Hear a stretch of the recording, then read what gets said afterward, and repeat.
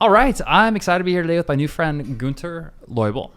Guenter is the visionary CEO of Rebeat and a founder of HD Vinyl, which has revolutionized music tech from the heart of Austria. Austria? Good day, mate. Put another shrimp on the barbie. Yeah, so small you don't find it on the map. Oh, I love that. I love that movie, Dumb and Dumber. That I'm guessing you've probably heard that many times. Austria.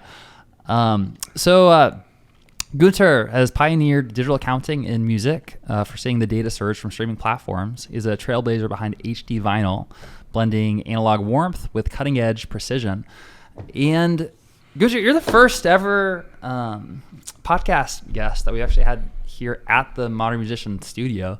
So thank you for making the trip to be here. And based on our conversation already, kind of behind the scenes, it's magic. It's magic having you here and seeing you connect with, June Lucas, our Artist of the Year. So thank you for being here and taking the time to have this conversation. Thank you for having me. Absolutely. So I couldn't withstand. It's really, really, really great place here, Orlando. That's something I have to say. One of the most beautiful parts of the US I've seen so far. Yeah, I'm glad you like it. Yeah, I mean it's nice fear-round weather. Green everywhere. Green everywhere. Cool. No state income tax. Yeah. there's a few good reasons to be here. So Guenter, maybe for anyone who this is their first time connecting with you, could you share a little bit about your story and how you founded your company and made your way here today? Okay, I will try to make it short because it's not really such a thriller story. I was trying to make music. Nobody wanted to have my music, so I started my own distribution company back in 2000. And a lot of other musicians had similar problems. They suddenly came up with their CDs at that time, and suddenly I became a distributor. And I always was very interested in technology. So when MP3 and iPod came up and there was a legal possibility to sell music online, downloads at that time, I started the digital music distribution, Rebeat at that time. And music and technology, those are the two things that are this. When you have something like that, you will always find me there. So this was also the reason to start the HD Vinyl project, which unfortunately did not succeed because, which is also quite an unbelievable fact, is that analog technology is still, when it comes to that cutting edge at vinyl, you still cannot reproduce it digitally. It's still not possible. That's where we failed because the old cutting lathes from Neumann produced, or let's say the precision of that machines were less than 1 nanometer. Just to compare it, the best microchip machines in the world are the Apple M4, Apple M5 will be in, I think, 3 nanometer.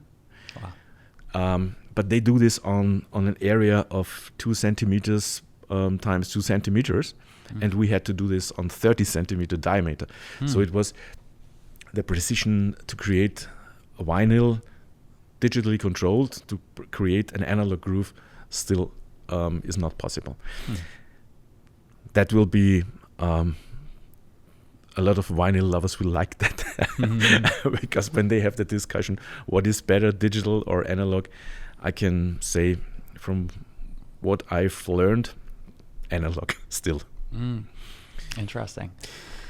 Yeah, I mean, it's definitely, I feel like that's one of the core sort of issues that we're facing with humanity right now, is sort of like analog versus digital, and like as the rise of AI becomes more and more intelligent, and as we spend more and more time like in digital spaces, the more that it kind of feels like our humanness is sort of crying for like grounded, like being rooted. And also, I mean, interesting that we're here right now, in person, and have sort of experienced this. There's just a different level of connection or ground truth when you actually are together in person. So, I mean, I'd be curious to hear your perspective as someone who also loves technology and the place where music and technology meets. What's your perspective on the direction of the world and humanity as it relates to technology, and what's music's role in kind of keeping us grounded as technology also evolves? That's a difficult question. Normally I focus on the parts where music is included, but the entire world. Well, I think that AI will change our lives. It has already started to do so, and it will even change it more. I'm an optimist, so I don't think that it will be. Of course, there will be few sacrifices possible or necessary, but in total, I think AI will be a huge benefit to humanity. But all this technology, as you said, cannot replace human interaction. That's we are analog creatures, and digital helps us to do a lot of things we were normally not able to do. But it's human interaction can never be replaced. I remember when I started digital music distribution back 2003. A lot of artists and a lot of also music business people were saying, "Oh, this is changing everything. Nobody needs music labels anymore." And when we look at into the present, we see that music labels are more important than ever before, because somebody needs to put a spotlight on the artist. It doesn't help him when he is at the place where all the other artists sell their music as well. Nobody puts the spotlight. So it's and I think or even when I go more back in the era where the personal computer came up, a lot of people are thinking that will ruin our society. It didn't happen. And it even when you take a look, it created a lot of new high valuable jobs instead of taking away that. And people were afraid of that in the past, but it turned out not to be right. And the same thing will be with AI. I think it will, at the end of the day, it will be a huge benefit for humanity. And regarding music, I think that, of course, at the moment, a lot of people are trying to play lottery by generating music with AI and uploading it to Spotify and etc. And I think that at the moment it's difficult to name a correct number, but I think it's 30% or even more than 30% of all the music that has been uploaded on a daily basis to the music DSPs is generated by AI, completely generated by AI. Wow. So it's just prompted, and I think that this will that this creates a situation that's not comfortable for artists at the moment, because it takes away money from real artists. But on the other hand, I think that this is not sustainable. It will the same reason, like we said before, human interaction. It's the same with an artist. People want to see a person on stage, not a computer. And of course, at the end of the day, AI will help a lot of people to make music. It will definitely. I think that the music market in the future will become even bigger. Not only regarding the consumption, also regarding the creation. I think that a lot more people will be able to make music and will make music, but they will use AI as a helper. So if they are, because they haven't studied music and they don't know anything about, let's say, different harmonies and all these kind of things, the AI can help you with that. But the idea must come from the artist itself. The idea about the lyrics, for example, the melody. If that comes from your own side, you sing a melody into the computer, and the computer gives you back the arrangement. that will allow a lot of people to make music that are not able to make music right now. So I think that the market will, in both directions, even become bigger in the future. Awesome. Yeah. So what I'm hearing you say is that, AI, similar in the past when we've had like technology revolutions, like drum machines, for example, we were always afraid that this is going to replace music. And what ended up happening is that it was more of like a tool that Exactly. It never replaced, a drum machine never replaced a drummer. Never. Yeah. Yeah. And so AI is sort of a similar thing that extends what's possible as a creative to be able to have an idea for a melody and be able to actually generate the music around it. And also, to go back to the topic we discussed before the podcast, I think that music is now acknowledged also by the financial industry, by investment funds, as an asset they invest into. So when the financial industry believes in something, then it, in many cases, let's say it that way, it's better to have the financial industry on your side than to be ignored by the financial industry. And this has changed in the last, I think, 10-15 years. That a lot of investment funds, a lot of financial firms started to invest in music because they see that this is you cannot make the big margins with music rights, but it's the steady growth and it's crisis stable. So when there was a financial crisis, 2008, music rights growth. The same thing with Corona, COVID, music rights were growing, and that opens completely new possibilities also to artists, because there has been a demographic change in the music streaming business, which is responsible for, let's say, 90% of the recording revenues. 15 years ago, young people, early adopters, were streaming music, and they were interested in the big hits, the new hits, new artists. That was also the reason why back in the days the major labels, the music labels, invested a lot of money to break artists and develop artists. When we take a look right now at the demography in the streaming services, it is completely changed. Suddenly you have adult people, older people in who are streaming music, and they are not interested, or not so much interested, in the new hits. So they are more interested in the back catalog. That's the reason why the catalog, why also the big labels changed their business model. They are now trying to acquire catalogs more than they try to develop new artists. That at a first glimpse it will sound like that's bad for artists, but I don't think so that it is that way.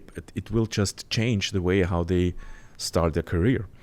And once they have their career started, they also have the possibility after 10 years, 15 years, 20 years to sell their catalog for their pension or whatever they when they end up their career, to make a living after the career as well. So that has not been possible for a lot of, let's say, for a lot of artists in 20 years ago, but it is possible right now. So in total, I'm optimistic. So I think that this will be, at the end of the day, it will be good for the artist, and it will,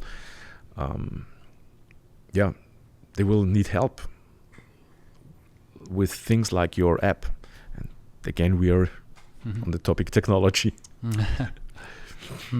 So what I'm hearing you say is that, there's been a movement in the past 10, 15 years around back catalogs, and this has an actual like investment vehicle because there's a steady return that investors can expect. And when it comes to data, it's easier to predict because you know what this catalog sold in the last 5 years. So why should it not be the same in the next 5 years? Maybe a little decay curve or whatever, but you can easily predict it, and it's a low risk business. in comparison to a break an artist, this is a high risk business because you invest $500,000 and you don't know the outcome. And in many cases, the outcome is less than the investment. Yeah. I mean, especially if their only offer that they're making is to try to, make a return on like streaming investment, for example, or live shows, which also can be, potentially hit or miss. So interesting. I mean, just like the concept of prediction, like overall, I just rewatched the movie Minority Report. Have you ever seen that movie? Yeah. So the whole premise is in the future, it's easier to predict future crimes, and so they can predict them a few days ahead of time, then use that prediction to prevent crimes. And then it's like, well, what is free will? You know what's crazy? The British police is exactly testing that piece of software right now. Yeah. So it's no longer science fiction. Oh, wow. It's becoming reality at the moment. Yeah. I read it 2 days ago. That. Yeah, that's so interesting. I mean, I've definitely seen some things that are happening right now in terms of like hate speech and that being like a crime. And I know there's like Orwellian concerns around like the thought police and like what does that mean? But it feel like it kind of comes back to this concept of prediction. And what I'm hearing you say is that part of the reason that the financial markets and back catalogs as an investment vehicle, probably even more than like new hits that might even right now have like more like traction, but they don't have a history, like they're not as predictable in terms of returns, is because of you want that ability to say like, I know the sun is going to rise tomorrow, I know it's going to set. I mean, the one of the parts of the tool that we demoed before the conversation was the forecaster tool, the journeys, how you can spend $5,000 and literally have a step-by-step, like based on these metrics, like here's what you're forecasting in terms of return if you hit those numbers. It is really interesting to see like what kind of impact does that have on a financial market when it comes to an investment strategy.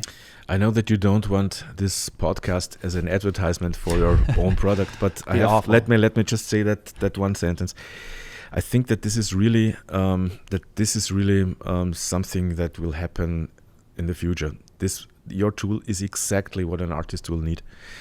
They will they have everything in there, what is important for them, and they can interact with the audience, which is not easily possible at the moment with any other setup you normally can get as an artist.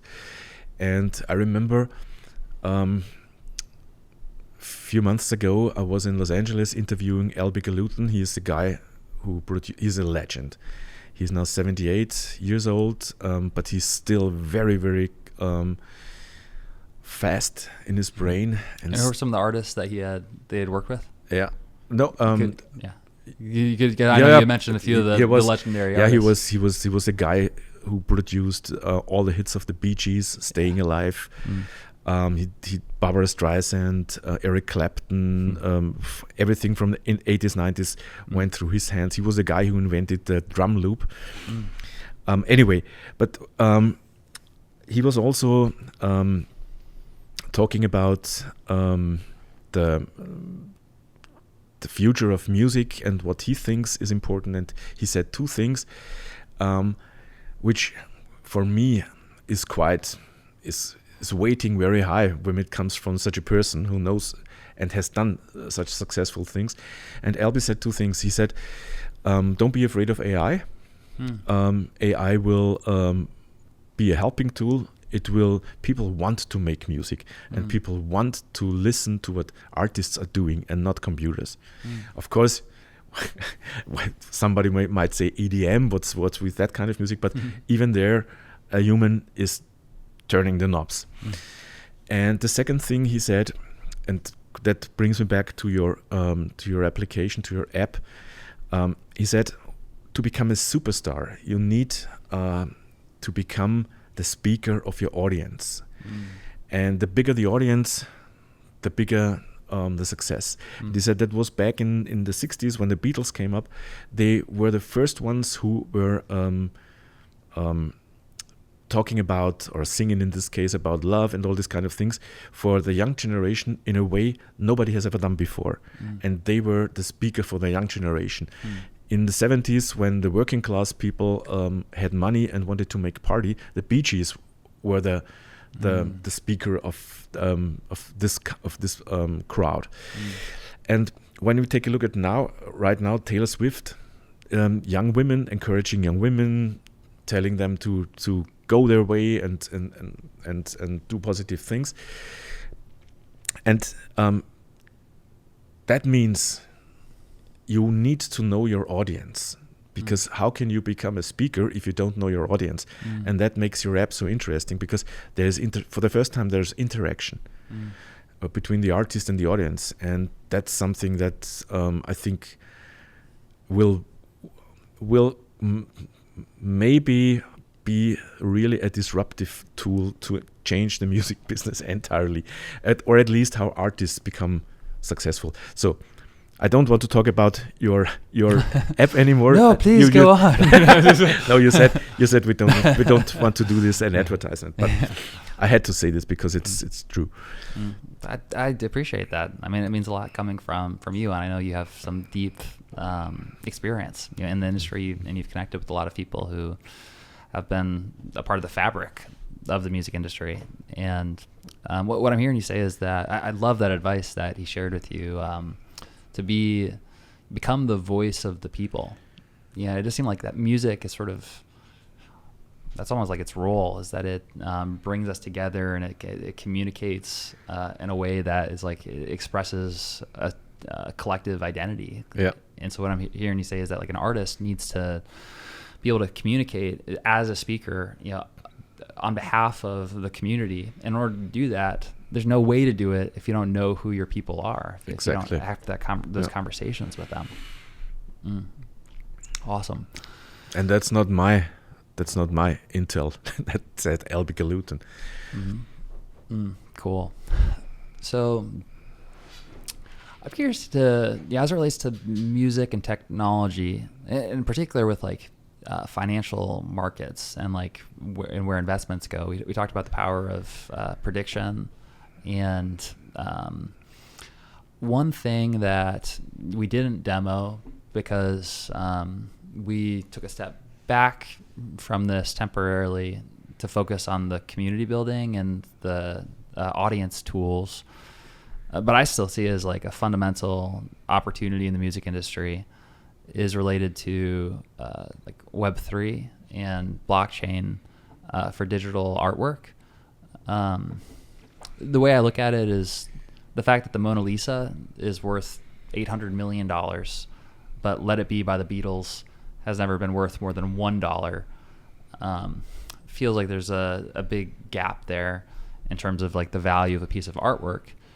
And it seems like the reason, because the Mona Lisa is one of a kind, it's original, and even though you could replicate the Mona Lisa, you could print it out, you could appreciate it side by side with the real thing. One of them is worth $800 million. One of them is worth $10. I'm not so sure about the blockchain thing, to be honest. Okay. I'm more skeptical about that, because I hear that for 12 or 15 years now, that blockchain will become the future and blah, blah, blah. And it never happened. Blockchain is something that is great for hardware manufacturers, because you need a lot of servers and a lot of hard disks, and you need everything 10 times, 50 times more than with a normal database. And we also tried that business a few years ago. Red Bull is one of our clients, and Red Bull is always trying new things and new ideas and new ways, and they asked us to help them with digital assets. And we tried it, and at the end of the day, the first 2 or 3, when there was a hype, were quite successful, but then it broke down, and right now we have 0. And I think that there might be a market and a business for digital assets, but in that case I agree, that might happen in the virtual world, where when you buy a skin at Fortnite and you can transfer it maybe to a different game in this world, and everything in this virtual environment, and that there I can imagine that might become a business, but not in the way that people think or say that it is right now. I don't think that an artwork will ever become a digital asset where people are spending money for it. When we have the virtual world, maybe then. But that's just my opinion. I know that I'm not the majority, because a lot of people say different, but I absolutely understand where you're coming from, and I'm with you in terms of when there was like the hype phase or the bubble around like NFTs in particular. There was things that were ridiculous, like gifts of hamsters selling for millions of dollars that were never valued at that. And I'm with you that I think that it's easy for something like that to become like overhyped, and it's lacking like tangible value. And I could understand too, like a company like Red Bull, it's like, what's the point? Like they have like a drink that like, that tastes good. It's like, why do you need like a digital collectible or something like that? I think music is actually one of the rare cases where like what makes art valuable? Why is the Mona Lisa worth $800 million? Well, because we kind of decided arbitrarily that it's like, we decided this thing is worth $800 million. Is it actually worth like $800 million intrinsically? You could debate that. Just everyone decided this is worth that much. But it is a bit like maybe it's ego or reputation, like that we all decided that it's worth that. I think it's quite easy, because if somebody is willing to pay that, then it's worth that. Yeah, that's an interesting way to look at it. I think when the Mona Lisa, when you really want to sell it, which will never happen, the Louvre will never sell it. But in the case he wants to sell it, that I'm quite sure that he will get maybe even more than 800 millions, because it's unique. It's a brand. Everybody knows it. This painting is the most famous in the world. That's the value of it. Yeah. So if you are a billionaire, and you have everything, you have your 2 Lamborghinis in the garage, you have your private jet, and you don't know what to do with your money, you will buy the Mona Lisa and hang it into your living room, because you can do it. And I think that, and it's of course it's always, I remember the discussion with football players or sports in generally in the sports, why football players are earning so much money, is the value correct, and all these kind of things. Well, as long as people are willing to pay them, then they will get it. It's the same. It's the same with music. When an artist is on stage, there are artists who get $2 million for an evening, for one show, and there are artists who don't even get 2,000. Why is that the case? Because the artist for 2 million, the venue is willing to pay him, because he attracts so many people to come there, and and the same with Mona Lisa, and the same with everything. Yeah, it is. I don't know if it's fair, but it's the way it is. Yeah, it's super interesting. I mean, the fact that money itself is sort of like an abstraction, and the only reason it has value is because we decide that it does.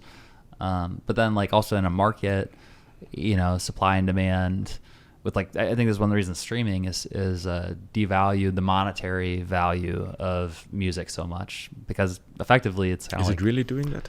I think so, from a standpoint of the like monetary value of the experience of listening to a song, because you effectively get like unlimited streaming, where you can stream as much music as you possibly could ever want. But I don't necessarily think it's a wrong thing. I think it's great that you have access to be able to do it. I just think in terms of like supply and demand, the supply is unlimited. Therefore, the demand, in terms of economic, what are we willing to pay for it, is a race to the bottom. I think there are. This is like let's say it that way. With streaming, you gave people legal access to what they had before without paying. Mm-hmm.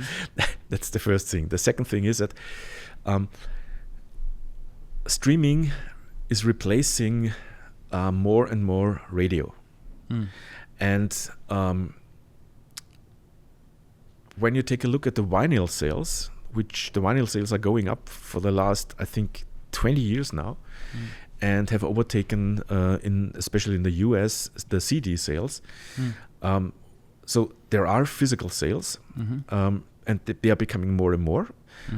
We still get revenues that we didn't have before from music streaming, although it is, like you said, it's accessible for everyone, and the per stream, the rate is very low. That's true. But when you compare it with how much you got from radio plays, especially in the US, you don't get revenues from radio plays, from the recording. In Europe and the rest of the world, you get that. But when you just do the math and calculate how many listeners were listening on the radio station that song and how much you got, then it was even less than music streaming, what you get on music streaming today. So music streaming, I think that this access was one of the best things that music industry has done in the last years, and it was forced to do it that way because illegally everything was available. That was the only way to generate a business out of that. And it also encourages people, because they don't have to pay for it extra, to listen to artists they normally would not have listened to. So the encouraging to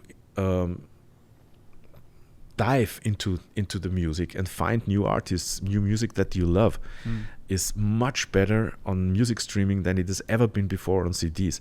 Because just imagine you go through a CD shop and you don't listen. You maybe look at the CD, but you don't take 200 CDs and listen to it to find out if you like it or not.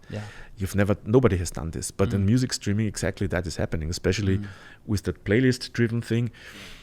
So I think music streaming is great. Yes, we can talk about maybe the price point. Yeah, that could be higher. I agree, but that will happen anyway. Yeah, and I don't want to come across as saying I think that streaming is a bad thing, or like we shouldn't do streaming, or like I agree. I think that it's actually an amazing platform and technology. The fact that we can have access to music across the world is amazing, especially as like a fan, being able to discover songs and listen to them 100%.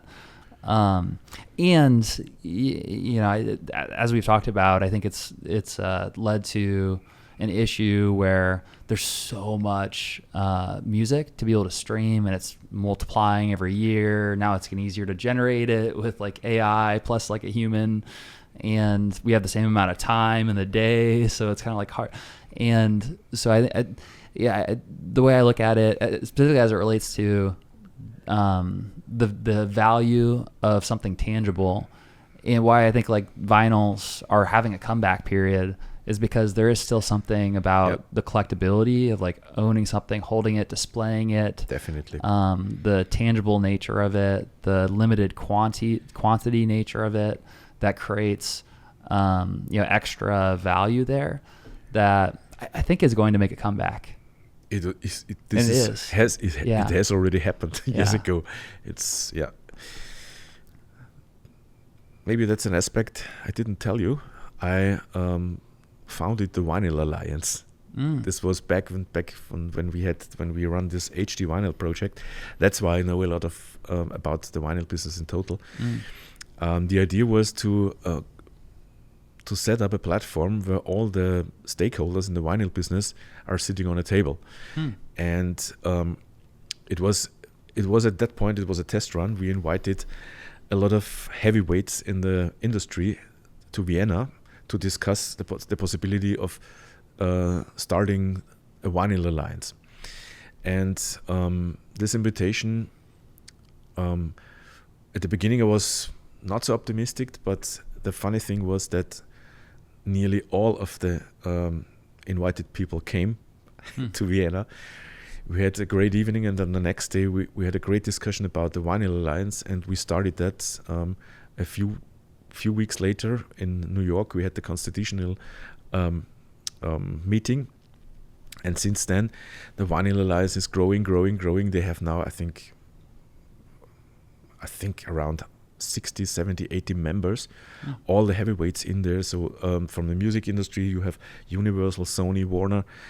You have turntable manufacturers like Audio-Technica. You have pressing plants, mastering engineers. Everyone involved in the music industry or in the vinyl industry is a member of the Vinyl Alliance, and it's really funny to see that kind of thing growing. I'm no longer in there because we stopped the HD Vinyl project, but it's good. And this is still it's the world's biggest vinyl association, and it's from Austria, which you hardly find on the map. But there are just a few things great things are coming from Austria. Just a handful. Red Bull, for example, is an Austrian company, and it makes things difficult from a small country to start it internationally because nobody takes you serious at the beginning. But on the other hand, this makes you put more power into that. And when the idea is good, then this overpowered idea is not stoppable. That's my theory. I don't know if it's true, but I mean, I think it's got to be. I mean, it kind of boggles my mind thinking about how often a giant, corporation or company that has it's like David and Goliath. They have all of these resources behind them, every reason to win in like a battle for new technology, and then some small company with a great idea comes along and is able to topple this Goliath. That exactly same thing will happen with your app. I mean, I feel like it's a delicate balance of like, I wonder sometimes how we might come across to like a Goliath, especially like right now we've been kind of building underground. And I've heard stories of separate situation, but like major record labels who might like acquire like a similar sounding artist to one of their artists so they can like shelve them.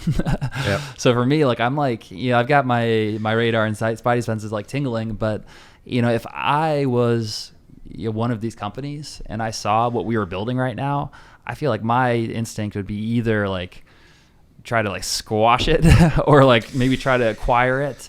It depends on how much they pay for it, because in many cases, they are public companies and they have to justify what they are doing with the money, and just to buy it and close it. That is difficult to explain that to your to the shareholders. So, but I don't think that this will happen to you. I don't think that you will be bought and shut down. I don't think so. But I think that your thing will be quite a disruptive thing. And at the moment is now good to come up with that. Warner is really hard trying to build their own app. Others will follow. There have been some tests in the past, but they didn't really think this entire process until the end. And all the things I've seen before are, let's say, they stopped half on the way where you are already. So I'm quite confident that next time I come here, there will be a Ferrari in the garage. No, I'm joking. I don't know if you like that, but Cybertruck. I'm gonna ruffle some feathers if I say that. Oh. Well, thank you. I appreciate but that. It's when you talk about this artist thing, I can tell you a funny story. There is another company I co-founded years ago called Legendary, and Legendary is specialized on revenue analysis, AI analysis of revenues. We find irregularities in streaming reports and all these kind of things. And we had the situation that a German rapper approached us. We should analyze his streaming revenues because he thinks that one of his competitors is trying to cheat him. And we said, why do you think how could that be? Said something is strange in my revenue numbers, please analyze that. And the funny thing was that we indeed found out that it was his YouTube streams in the US. They had artificial streaming behavior. And it is funny because a German singing rapper has no streams in the US, maybe a handful, but not 10,000, 15,000 or 20,000 a month. And it really looked like one of his competitors wanted to, how to say this in English? Shut him down. Shut him down by making believe that he is faking his own streams. Wow. So a competitor bought fake streams for this rapper to get him out of the business. Wow. And we could give evidence on that because of the data. But what the funny thing is that this really happened. That's an issue that nobody's discussing. Because everybody's talking about fake streams and how we can prevent and avoid that. That's one thing, and everybody's thinking that the artist by himself is buying the streams, but it can be the other way around as well. The competing artist can buy the streams just to get you out of business and say, this guy is cheating, please take him out of the charts. And this really happens. Wow. Not very often, hopefully. That's pretty wild. Yeah. We talked a little bit about one of the moonshot ideas of the platform is having a mechanic where a fan in a community can upvote with more than one vote, and using like a form of currency that actually equates to some form of monetary value could be a way to map actual like user value and intent, so that it might help avoid an issue with artificial likes or artificial streams, because they're literally paying the money extra for every stream that they do. I'm curious to hear your perspective on the rise of AI as it relates to like agents. I know is sort of a catchphrase at the time of recording this year. It's all about this intelligence is extending beyond just like a simple chatbot where you can just have it do one or two things, but you can actually just say, I want to do this, and then it'll go use a computer and it'll do things on its own. What's your take on what that means for like musicians and their communities, and how can an artist that's listening to this right now not resist or hide from AI, but actually use that tool in the right way? Well, it's technology is always the same. You can use it for the good or for the bad. It depends what you want. This AI agent thing will be this one more of these things. It depends on how you use it. You can use this technology to hide that you are buying fake streams. Or you can use it to promote your artist, or you can use it to do whatever you tell this agent that he should do. I think that with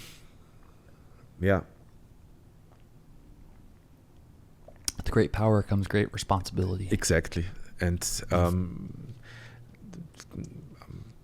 normally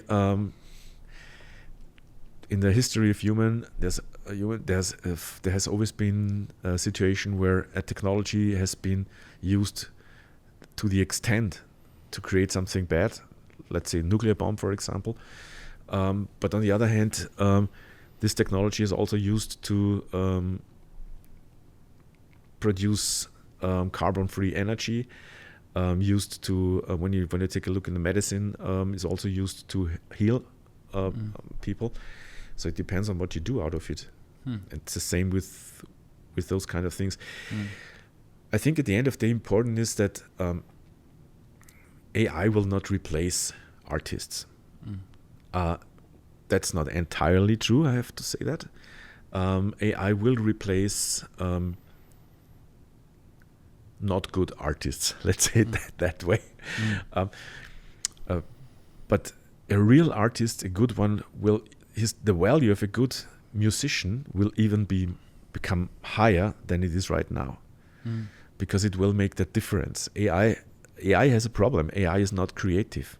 AI is learning with millions of tracks how other musicians are doing things, but AI cannot invent or create new things. She can combine, and maybe that combination is new, but entirely new is not possible. Not at the AIs that are available right now. Maybe in the future, I don't know. And music has something to do with emotion, and not something has a lot to do with emotion. And I'm not so sure if can AIs feel? Can they feel? Yeah. If they can, it might be tricky. But if I think that they don't, and if they don't, or if they're not able to feel, then how will they express emotion? Impossible. I love this conversation. It's Philosophic. Like one of my favorite things to talk about. Turning into the philosophic part. Yeah, I mean, what I really appreciate about conversations like this is that, I mean, this isn't like just pure theory that we're talking. Like these are actually questions that we need to be asking and figuring out, because we're like approaching this point of artificial general intelligence, where we're going to be asking more. This conversation is going to be happening more and more and more as the intelligence is greater and greater at communicating and articulating. And if we're sitting across from an intelligence that appears to be articulating itself as naturally and emotionally as a human, then it brings up some questions like, what is that intelligence? Does it actually express and feel things the way that it probably is going to claim that it does? Yeah, I think that hopefully a lot of artists are listening to your podcast, and what is interesting for the artist, and that's a more important thing at the moment, is that we have quite a consent about compensation of the music AI has used to learn from. So that's something where we need to, where I think that we will fight for that right, and there will be a lot of people, and hopefully all the record labels and all the publishers are fighting for that, because there is a second stream now coming up that is claiming that China is getting so important on AI because they are using all their training material for free and they don't have to pay for it. And that's why big US companies, AI companies, are claiming to use music, to learn from music, also for free, to not face uncompetitive or to be competitive in the future as well.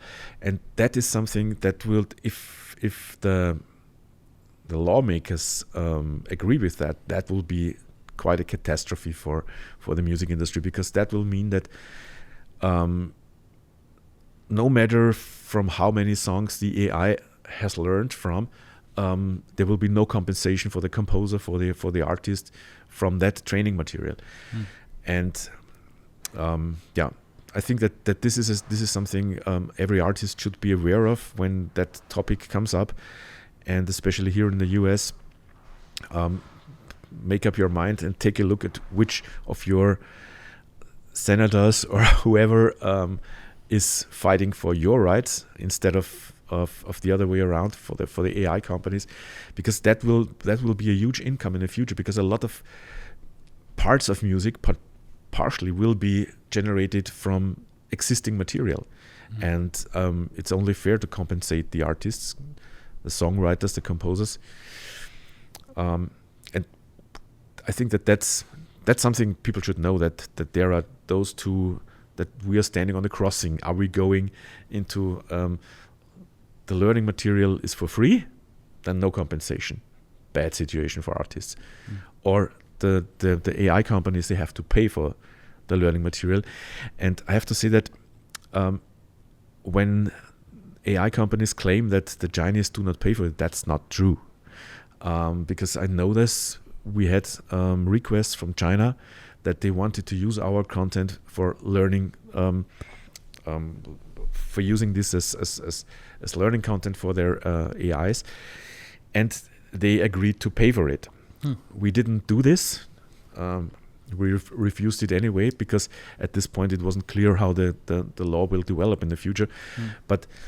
And of course, I don't know if they used it anyway. That's something I cannot say right now. But at the beginning, they were willing to pay. So I think that this should be a thing that's important. And the US is more important than maybe UK also, but than the rest of the world, because the laws in music that are done here will be copied for the rest of the world. So just want to say that this is an important fight for a compensation of learning teaching material of AI.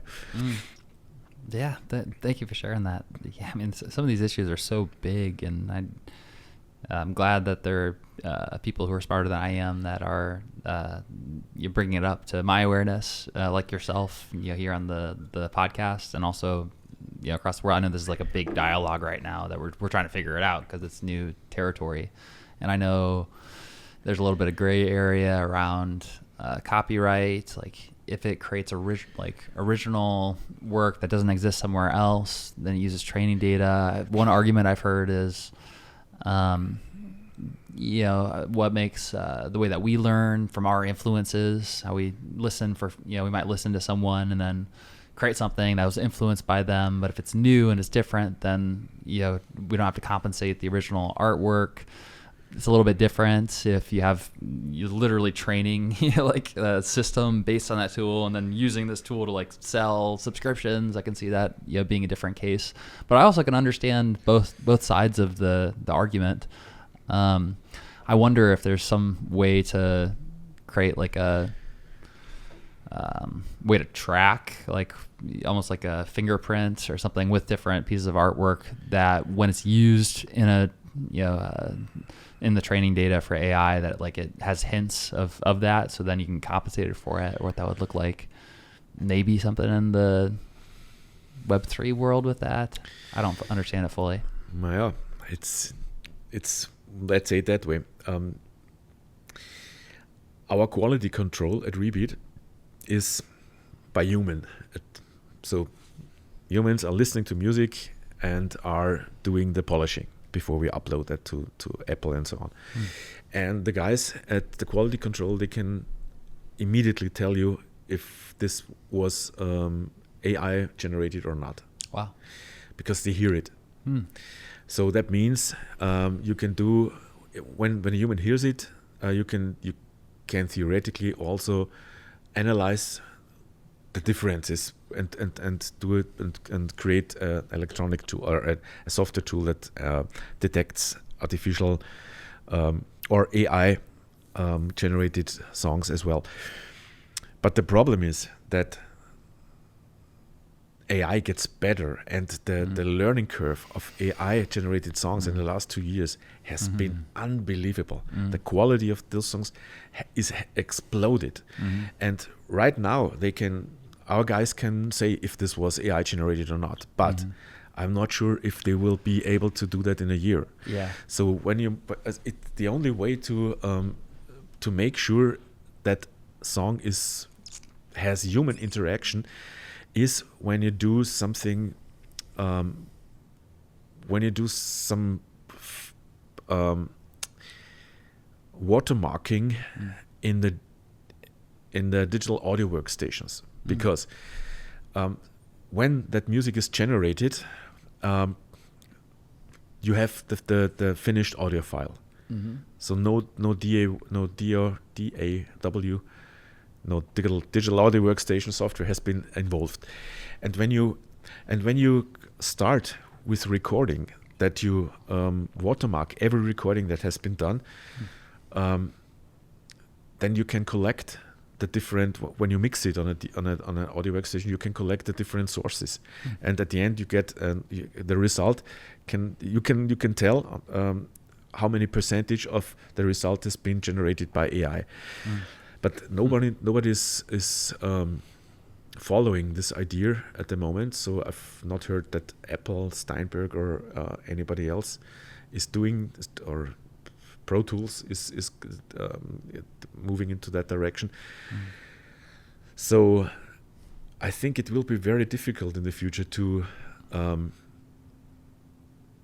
say or to detect AI generated songs.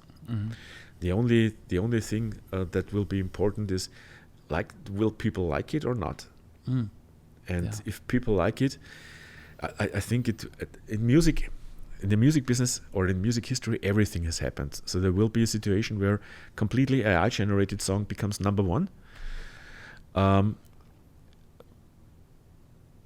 there will be also, but you will not be able to copy that thing. So music has always been very difficult to predict or unpredictable, like the numbers of the lottery. And so if you find the right mixture, then maybe an AI generated song can become number one, but I don't think that this will be the majority. I think that 90% also in 10 years or 15 years in the charts will still be real existing artists. I hope so.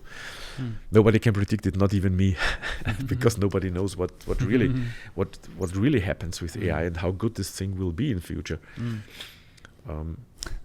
It's so interesting. I mean, like, it definitely comes back to that through line we've been talking about with like prediction, and like what lands, musically is sort of a representation of the cultural zeitgeist of the time. So like if you can predict that, then I guess you'd be predicting like the collective consciousness of humanity at the same time. Yeah. That's too far away to predict. I cannot predict when this will happen. Guenter, this has been a lot of fun. Thank you for coming here and for sharing some of your wisdom and experience in the music industry, and for being our first ever guest to come here to the Monetization Studio. If there's someone who's listening or watching this right now and they're interested in learning more about either the Rebeat, Legendary, or something else. If they are interested in reaching out and connecting, what's the best place for them to go to learn more? The best place, LinkedIn, maybe. Okay. Yeah. They can get in touch with me over LinkedIn. Okay. That's the easiest way. Awesome. Well, like always, we'll put the links in the show notes for easy access. And cool. Guenter, we did it.